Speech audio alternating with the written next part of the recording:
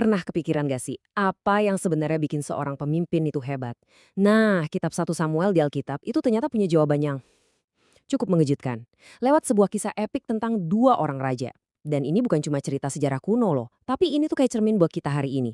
Tentang kepemimpinan, kegagalan, dan juga takdir. Inilah pertanyaan utamanya yang bakal ngebimbing kita. Kita ini sebenarnya pengen pemimpin yang kayak gimana sih? Yang kelihatannya hebat dari luar atau yang hatinya benar? Seperti yang bakal kita lihat bareng-bareng di kisah 1 Samuel, jawaban buat pertanyaan ini ternyata bisa menentukan nasib satu bangsa loh. Jadi, kok bisa sebuah bangsa sampai segitunya pengen punya raja? Buat jawab itu, kita harus mundur sedikit ke masa-masa sebelumnya. Sebuah zaman yang penuh kekacauan, yang akhirnya maksa mereka buat bikin pilihan yang bakal ngubah segalanya. Coba bayangin deh sebuah masyarakat di mana ya setiap orang berbuat apa yang benar menurut pandangannya sendiri. Kutipan dari kitab Hakim-Hakim ini bukan cuma kalimat biasa, ini tuh kayak diagnosis dari sebuah kekacauan total, anarki, baik secara moral maupun politik. Nah, krisis inilah yang jadi latar belakang lahirnya kitab 1 Samuel. Coba lihat deh pergeseran drastis di tabel ini. Dari yang tadinya cuma suku-suku misa-misa, jadi satu kerajaan terpusat. Dari pemimpin yang dipilih karena karismanya, jadi sistem dinasti turun-turun-temurun. Tapi perubahan paling besarnya itu ada di sini nih, di level teologinya. Permintaan mereka buat punya raja itu bukan sekedar urusan politik. Ini tuh penolakan terhadap Tuhan sebagai raja mereka. Mereka lebih milih raja yang bisa dilihat pakai mata, biar sama kayak bangsa lain, daripada percaya sama raja yang nggak kelihatan. Dan permintaan mereka dikabulkan. Tuhan kasih mereka seorang raja, persis seperti yang mereka mau. Yuk kita kenalan sama Saul, orang yang kelihatannya jadi jawaban sempurna buat semua keluhan bangsa itu. Dan inilah dia, Saul. Dia ini benar-benar paket komplit kalau menurut standar dunia. Badannya tinggi, penampilannya oke, dari keluarga terpandang pula. Wah, dia itu kayak poster pemimpin hebat idaman semua orang. Tapi seperti yang bakal kita lihat, penampilan itu bisa sangat menipu. Kejatuhan Saul itu bukan kejadian satu malam. Tapi sebuah pola yang berulang, seperti yang bisa kita lihat di sini.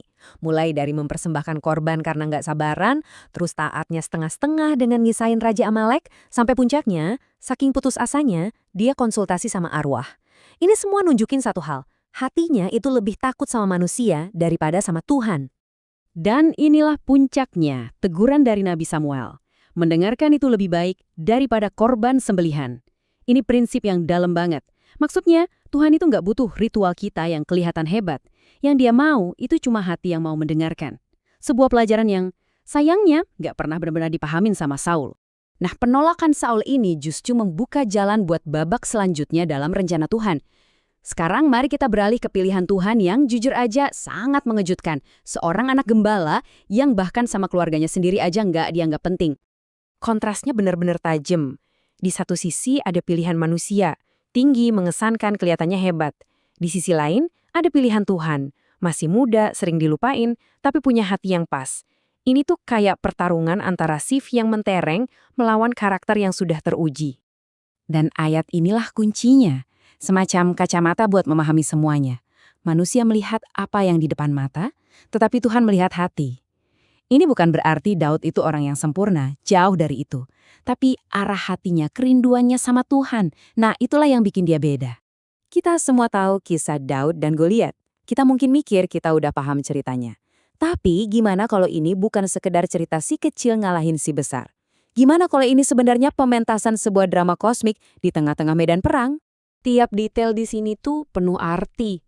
Baju zirah Goliat yang kayak sisik, itu simbolisme ular. Daud maju sebagai perwakilan buat seluruh bangsanya. Senjatanya yang sederhana nunjukin iman, bukan kekuatan. Dan pukulan telak di kepala itu, wah, itu kayak gema dari janji penebusan paling awal di Alkitab. Jadi, kemenangan Daud itu adalah proklamasi iman. Pengurapan Daud itu jadi titik balik yang dramatis banget. Sejak saat itu, Alkitab mencatat ada semacam pembalikan besar, di mana kedua raja ini menempuh jalan spiritual dan psikologis yang benar-benar bertolak belakang. Coba deh lihat dua takdir yang berbeda ini. Waktu roh Tuhan pergi dari Saul, istananya jadi gelap, penuh sama paranoia dan ketakutan. Di saat yang sama, roh Tuhan turun atas Daud. Tapi bukannya bawa dia ke istana, malah bawa dia ke padang gurun. Jadi buronan selama bertahun-tahun. Padang gurun itu bukan penjara buat Daud, tapi sekolahnya. Justru di sanalah karakternya dibentuk. Dia punya 2 kali kesempatan buat bunuh Saul, tapi dia nggak mau. Dia hormat sama otoritas Tuhan. Dia belajar buat sabar menunggu. Sebuah pelajaran yang nggak pernah berhasil dipelajari oleh Saul. Oke, sekarang kita bawa cerita ini ke puncaknya. Akhir yang tragis dari satu raja dan naiknya raja yang lain itu bukan akhir dari cerita. Sebaliknya, semua itu justru menunjuk ke depan, kepada seorang raja yang akan datang, raja yang sesungguhnya. Kematian Saul itu adalah akhir yang nggak bisa dihindari buat seorang raja yang hatinya jauh dari Tuhan. Ini gambaran yang kelam banget tentang apa yang terjadi ketika sebuah bangsa atau kita sebagai individu mendasarkan pilihan kita pada penampilan luar, bukan pada isi hati. Nah, buat benar-benar ngerti makna 1 Samuel dari sudut pandang Kristen, kita perlu paham konsep ini, tipologi. Sederhananya gini, banyak orang, peristiwa, dan lembaga di Perjanjian Lama itu dilihat sebagai bayangan atau pratinjau dari Yesus Kristus. Dan disinilah semuanya jadi nyambung. Coba deh lihat betapa kayanya bayangan-bayangan ini di 1 Samuel. Daud, si Raja Gembala yang menderita dulu sebelum akhirnya dimuliakan, itu kan cerminan sempurna dari Yesus. Kemenangannya atas Goliat, itu pratinjau kemenangan Yesus atas maut. Jadi pada akhirnya, seluruh kisah epik ini menuju kepada satu raja sejati. Dan akhirnya pertanyaan ini balik lagi ke kita kan? Kisah kuno Saul dan Daud ini seolah-olah maksa kita buat ngaca. Dalam hidup kita, dalam pemimpin yang kita pilih, apa sih yang sebenarnya kita cari? Cuma penampilan luarnya aja? Atau hati yang benar-benar pas? Nah, itulah pertanyaan abadi yang diwariskan kitab 1 Samuel buat kita semua renungkan.